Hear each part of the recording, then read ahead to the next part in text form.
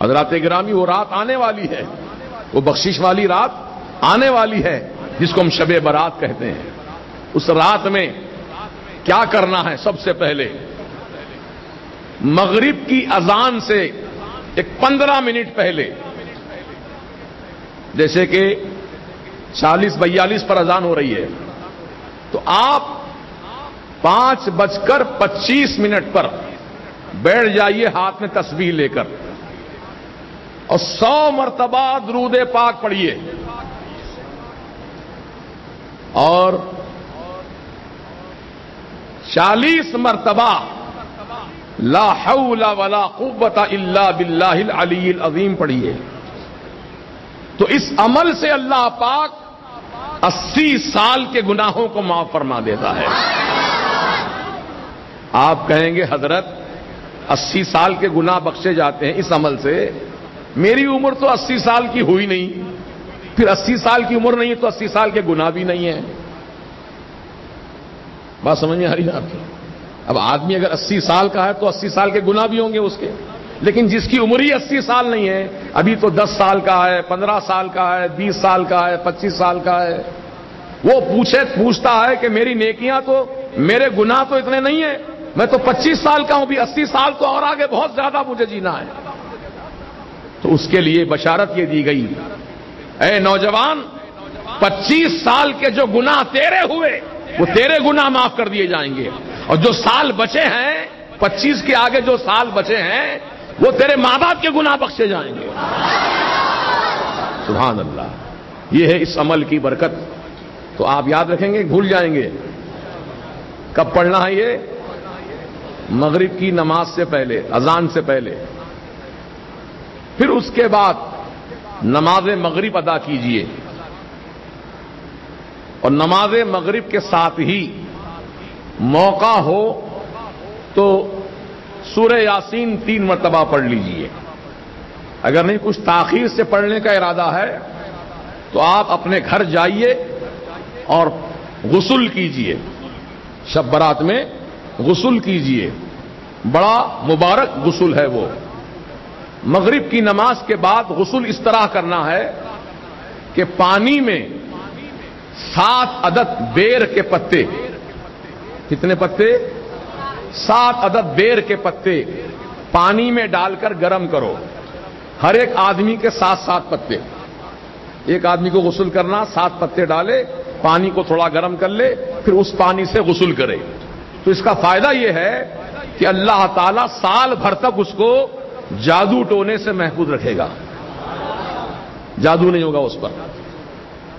اب جو پہلے سے ہے وہ تو اس کا علاج کرانا پڑے گا، اس کو ہٹانا پڑے گا، لیکن آئندہ سال، یعنی یہ شب برات سے لے کے آنے والی شب برات تک، اب اس 1 سال کے عرصے میں کوئی نیا جادو اثر نہیں کرے گا۔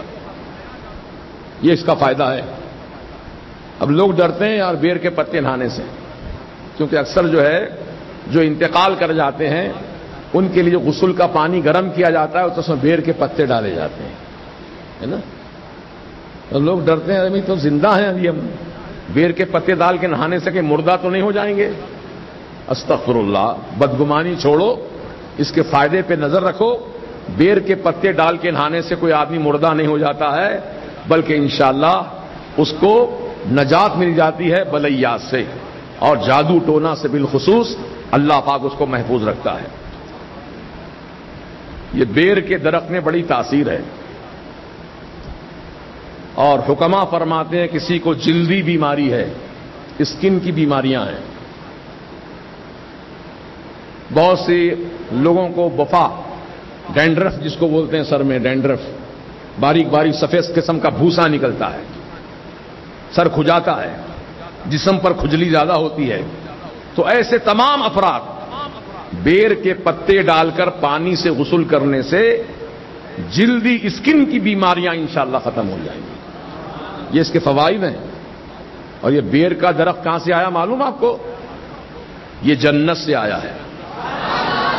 بیری کا درخت جو ہے جنت سے لایا گیا۔ کب لایا گیا؟ جب سیدنا آدم علیہ السلام کا وصال ہو گیا تو ان کو غسل دینے کے لیے جنت سے بیر کے درخت کو لایا گیا، اس کے پتے ڈال کر پانی کو گرم کیا گیا، پھر آپ کو اس سے غسل دیا گیا۔ وہی سلسلہ چلے آ رہا ہے۔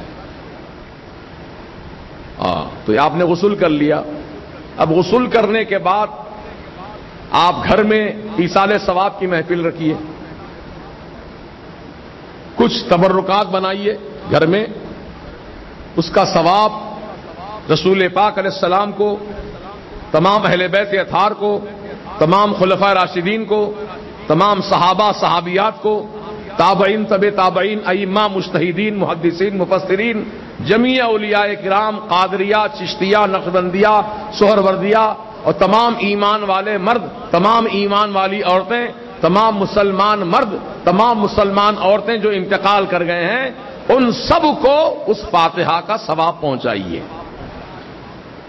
کرنا ضروری ہے کیا یہ؟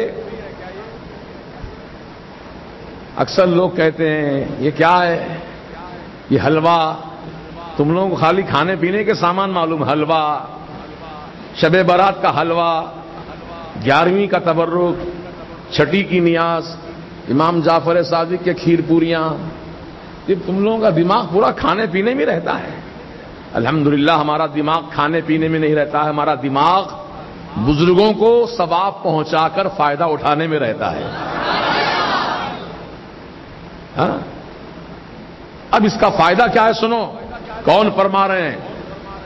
ہندوستان کے سب سے بڑے محدث، سب سے پہلے محدث حضور سیدنا شاہ عبد الحق محدث دہلوی رضی اللہ تعالی عنہ فرماتے ہیں کہ متبرک راتوں میں مرحومین کی روحیں اپنے اپنے رشتہ داروں کے دروازے پر آتی ہیں اور باہر کھڑے رہتی ہیں، پھر وہ یہ دیکھتی ہیں کہ ان کے نام سے فاتحہ پڑھی جا رہی ہے کہ نہیں پڑھی جا رہی ہے، ان کے نام سے ایصال ثواب ہو رہا ہے کہ نہیں ہو رہا ہے۔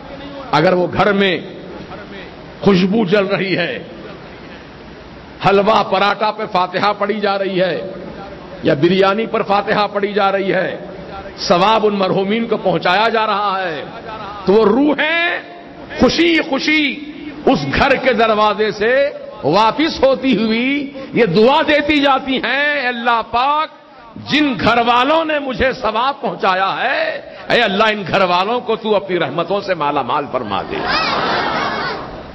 اب جس گھر میں فاتحہ نہیں ہوتی مرحومین کے نام سے، جس گھر میں بہت سے ایسے گھر ہیں فاتحہ پڑھنے کو شرک سمجھتے ہیں، وہ لوگ بہت بڑا گناہ کا کام سمجھتے ہیں، معاذ اللہ، عقل مارے گئی ہے، اور کیا کر سکتے ہیں، عقل مارے گئی ہے۔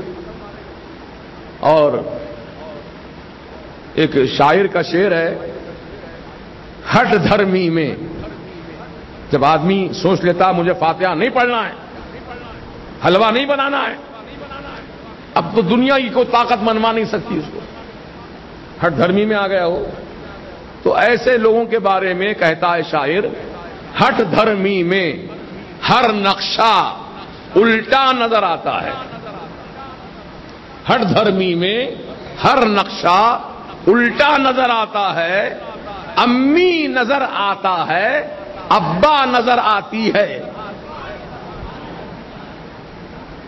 سمجھ رہے آپ؟ اس کو بولو لاکھ، ارے امی نظر آتی ہے بول، ابا نظر آتا ہے بول، کہتا نہیں امی نظر آتا ہے، ابا نظر آتی ہے۔ ہے کوئی علاج ہٹ دھرمی کا؟ حکیم سقراط بخراط کے پاس بھی اس کا علاج نہیں تھا، ہم کیا کریں گے علاج ان کا؟ یہ قسمت والے لوگ ہوتے ہیں جن کی تقدیر کو اللہ نے اچھا بنا دیا، یہ وہ لوگ ہوتے ہیں جو اپنے گھروں میں ایصال ثواب کی محفلیں قائم کرتے ہیں۔ اب جس گھر میں مرحومین کے نام سے ایصال ثواب نہیں ہوتا، فاتحہ خوانی نہیں ہوتی، وہ ان خاندان کی روحیں بڑی مایوس ہو کر بد دعا دیتی ہی بھی جاتی ہے، اللہ جس طرح ہم یہ گھر سے مایوس ہو کر جا رہے ہیں، ان گھر والوں کو بھی اپنی رحمت سے مایوس کر دے۔ لو بد دعا، مرحومین کی بد دعا اثر کرے گی ضرور، بد دعا کا اثر ظاہر ہوگا، تباہ و برباد ہو جائیں گے۔ اگر خوش رہنا چاہتے ہو تو اپنے مرحومین کو خوش رکھو، ان کو خوش رکھو، تم بھی خوش رہو گے انشاءاللہ۔ اب حلوائی کیوں بنانا؟ کھٹا کیوں نہیں بنا سکتے؟ مٹھائی کیوں بنانا؟ تو اس کی وجہ ہے. کیا وجہ ہے؟ حضرت بی بی عائشہ صدیقہ رضی اللہ تعالیٰ عنہ سے پوچھا گیا تھا کہ اللہ کے رسول کیا چیز شوق سے کھاتے تھے؟ کون سی چیز شوق سے کھاتے تھے؟ تو حضرت ام المؤمنین بی بی عائشہ صدیقہ رضی اللہ عنہ نے فرمایا یحب العسل والحلوہ، سرکار کو حلوہ اور شہد بہت پسند تھا. اس لیے حضور کی پسندیدہ چیز ہم پکاتے ہیں گھر میں، خود بھی کھاتے ہیں، غریبوں کو بھی کھلاتے ہیں. حضور کو پسند ہے نا. کدو شریف حضور کو پسند ہے. تم بھی کدو زیادہ کھایا کرو، یہ نیت کر کے کھاؤ میرے آقا کو پسند ہے اس لیے میں بھی پسند کرتا ہوں. کھا رہے غذا لیکن ثواب بھی ملتا جائے گا، نیکیاں ملیں گی.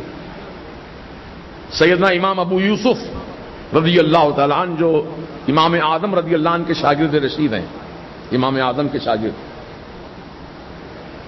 اسی جگہ دسترخوان پر بیٹھے تھے، کھانے کی دعوت ہو رہی تھی. کدو شریف کا سالن دسترخوان پہ رکھا گیا تو امام ابو یوسف بھی بیٹھے ہیں اور دوسرے بہت سارے احباب بیٹھے ہیں. تو کدو شریف کا سالن کھاتے کھاتے کسی نے کہا کہ اللہ کے پیارے رسول صلی اللہ تعالی علیہ وسلم کو کدو شریف بہت پسند ہے، میں بھی پسند سے کھاتا ہوں. تو ایک آدمی ناپکار بیٹھا تھا اسی دسترخوان پر، کہنے لگا مجھے تو پسند نہیں ہے، مجھے تو پسند نہیں ہے کدو. تو امام ابو یوسف فرماتے ہیں قسم خدا کی اگر تو دسترخوان پہ کھانا کھاتا ہوا نہ ملتا تو میں تجھے ختم کر دیتا. حضور کی پسند کو تو نے ناپسند کہا، تجھے میں قتل کر دیتا. یہ تھا عشق رسول. یہ امام ابو یوسف کا فرمان ہے، یہ جو امام اعظم کے شاگرد رشید ہیں. اللہ اکبر. تو حضور کو جو پسند ہے ہمیں بھی پسند ہونا چاہیے. حضور کو شہد پسند ہمیں بھی پسند، حضور کو حلوہ پسند ہمیں بھی حلوہ پسند. ارے ایک صحابیہ تھی، صحابیہ ہر جمعے کو حلوہ پکاتی تھی، حلوہ، اور پکا کر دروازے میں انتظار میں بیٹھتی تھیں.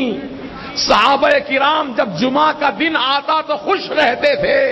کہا خوشی کی وجہ کیا ہے؟ تو کہا ایک تو جمعہ کی خوشی ہے، دوسرے جمعہ کی نماز پڑھنے کے بعد ہم کو کھانے کو حلوہ ملتا ہے اس لیے خوش ہوتے ہیں. ہر جمعہ کو حلوہ بناتی تھی صحابیہ. تو معلوم ہوا حلوہ پکانا، حلوہ بانٹنا، حلوہ تقسیم کرنا، حلوہ کھانا یہ رسول پاک کی بھی سنت ہے اور صحابہ کی بھی سنت ہے. بتلاؤں تمہیں کیسے کیا کیا نظر آتا ہے، بتلاؤں تمہیں کیسے کیا کیا نظر آتا ہے جس کی نظر جیسی ویسا نظر آتا ہے. تو انشاءاللہ جو چیزیں شب برات میں شروع رات میں کرنے کی ہیں میں نے آپ کو بتا دیا. یاد رکھیں گے کہ بھول جائیں گے؟ یاد ہے نا؟ عمل کیجئے، اپنے گھر والوں کو بھی سکھائیے، اپنے بال بچوں کو سکھائیے اور عمل کیجئے، انشاءاللہ فائدہ پائیے. اور اس رات میں قبرستان بھی جانا ہے اور قبروں کی زیارت بھی کرنی ہے.